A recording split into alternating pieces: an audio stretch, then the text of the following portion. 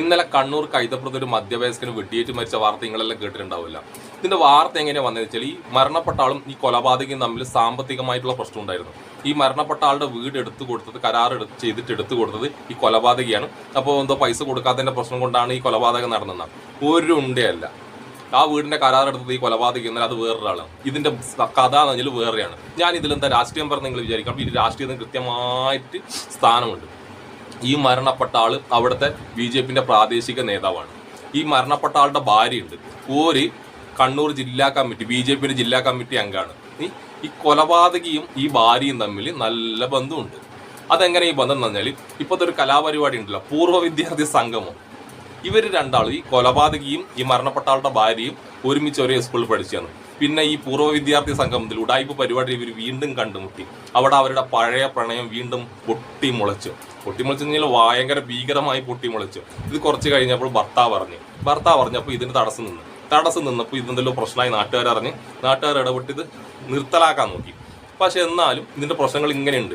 അപ്പോൾ എപ്പോഴൊക്കെ ആയിട്ട് ഈ ഭർത്താവ് ഭാര്യനെ ഇതിൽ പേരിൽ വഴക്ക് പറയുമല്ലോ. പിന്നെ ഈ ബന്ധം തുടരുന്നു.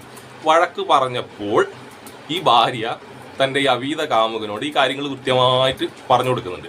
അങ്ങനെ ഈ അവീത കാമുകൻ ഈ കൊലപാതകത്തിന് കുറച്ച് ദിവസം മുന്നിട്ടൊരു പോസ്റ്റിങ്ങൾ കാണണം. അതായത് ഈ ഭാര്യനെ ഭർത്താവ് വഴക്ക് പറയോ എന്തോ തല്ലു അങ്ങനെ ചെയ്തു. അത് കൃത്യമായിട്ട് ഈ കാമുകനോട് പറഞ്ഞിട്ട് കാമുകനിട്ട പോസ്റ്റാണ് നിങ്ങൾ നോക്കിയത് സൈഡിൽ കാണുന്നത്. എൻ്റെ പെണ്ണ് എന്ന് പറഞ്ഞ ഈ കൊലപാതകിന്റെ മോളോ ഭാര്യയല്ല, ഈ മരണപ്പെട്ട ആളുടെ ഭാര്യ. അയാൾ വഴക്ക് പറഞ്ഞതിന് ഈ കാമുകനിട്ട പോസ്റ്റാണ്. ഈ പോസ്റ്റെല്ലാം കണ്ട ഒരു ഭർത്താവിന് സഹിക്കോളും. ഇതിനു മുന്നേ ഇങ്ങനത്തെ ഒരുപാട് പോസ്റ്റ് ഇട്ടുണ്ട്. ഈ പോസ്റ്റിന്റെ ഫേസ്ബുക്ക് പോസ്റ്റിന്റെ മുകളിലാണ് ഈ പ്രശ്നങ്ങൾ നടക്കുന്നത്. അവീതം ഫേസ്ബുക്ക് പോസ്റ്റിലിട്ടാണ് ഈ കൊലപാതകിന്റെ മെയിൻ ആയിട്ടുള്ള ഹോബി.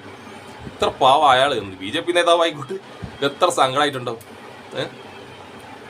ഇത് കഴിഞ്ഞിട്ട് ഈ കൊലപാതകത്തിന് തൊട്ട് മുന്നിട്ട പോസ്റ്റിങ്ങൾ ഉണ്ടാട്ടെ. ഈ പോസ്റ്റെല്ലാം കൃത്യമായിട്ട് ഈ മരണപ്പെട്ട ആളുടെ ഭാര്യയായ BJP ജില്ലാ കമ്മിറ്റി അംഗം കണ്ടിട്ടുണ്ടാവില്ലേ? അപ്പൊ ഇവര് കൃത്യമായിട്ട് ഇത് അറിയില്ലേ? ഇത് തടയാൻ അവർ ശ്രമിച്ചിട്ടില്ല. ഇപ്പം ഈ ഭർത്താവിന്റെ കുടുംബക്കാർ ഈ ഭാര്യക്കെതിരെ പരാതി കൊടുത്ത്. അത് മാത്രമല്ല ടെസ്റ്റ്, ഈ കൊലപാതകത്തിന് ഉപയോഗിച്ച തോക്ക് കിട്ടിയത് ഈ ഭാര്യന്റെ വീട്ടിന്റെ അടുത്തുനിന്ന്. ഇത് ഒളിപ്പിച്ചു വെച്ചത് ഈ ഭാര്യക്ക് അറിഞ്ഞിട്ട് അവിടെ ഒളിപ്പിച്ചു വെച്ചത്. പക്ഷെ ഇതൊന്നും BJPയിലേക്ക് പോകുന്നില്ല. ഞാൻ ഈ പറഞ്ഞത് BJP എന്ന് പറയുന്നതിന്റെ കാരണം ഇത് ഇവർ കൃത്യമായിട്ട് ഉപയോഗിക്കുന്നുണ്ട്. മറ്റു ഞാൻ പറഞ്ഞാൽ വേറെ ഏതെങ്കിലും ഒരു പാർട്ടീന്റെ പിന്നെ ജില്ലാ കമ്മിറ്റി അംഗത്തിന്റെ വോട്ട് ചെറിയൊരു പാർട്ടി പ്രവർത്തകയാണെങ്കിൽ വരെ നമ്മളെ സംഖ്യകൾ ഇത് ഇങ്ങനെ പൊന്തിച്ച് കൊണ്ടുവരും. കോൺഗ്രസിന്റെ അല്ലെ പിന്നെ CPMന്റെ ലീഗിന്റെ അല്ലാന്നെങ്കിൽ ഇത് കണ്ട അവീതം കണ്ട CPMന്റെ ലീഗിന്റെ കോൺഗ്രസിന്റെ. പക്ഷെ ഇത് കണ്ണൂർ സോഷ്യൽ മീഡിയയിൽ ഇത് അങ്ങനെ കത്തുന്നില്ല. ഇപ്പം പക്ഷെ ചെറുങ്ങനെ കത്തിക്കാൻ തുടങ്ങിയിട്ടുണ്ട്.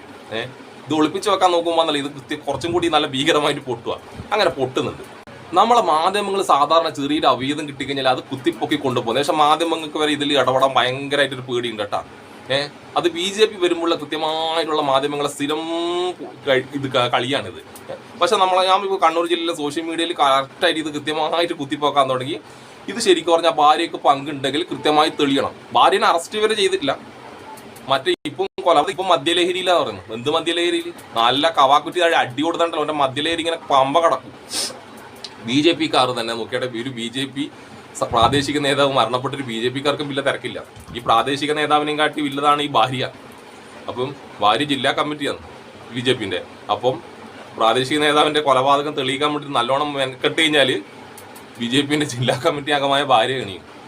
പക്ക അവീതത്തിൽ സ്വന്തം ഭർത്താവിനെ കൊലപ്പെടുത്താൻ ശ്രമിച്ചത്. അത് കൊലപ്പെടുത്താൻ വേണ്ടിയിട്ട് പിന്നെ അവീത കാമുകന് സൗകര്യം ചെയ്തു കൊടുക്കുക. ഇതാണ് ശരിക്കും പറഞ്ഞ ഇതിന്റെ കേസ്. പക്ഷെ അത് കൃത്യമായിട്ട് പുറത്തു വരണമെന്നാണ് എൻ്റെ ഒരു അഭിപ്രായം.